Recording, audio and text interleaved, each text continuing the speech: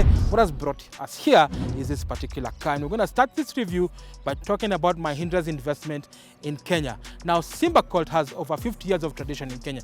They have been selling different types of brands, including Mitsubishi, and now they've taken up the franchise of this particular brand Mahindra, and they're now taking it strength to strength.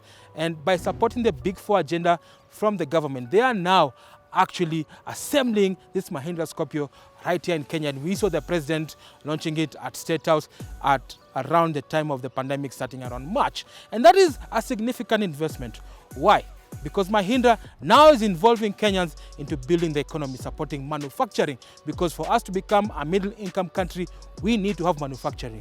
Number two, creating jobs for our youth. Our youth are learned, and they need the jobs so that they're able to stay out of trouble.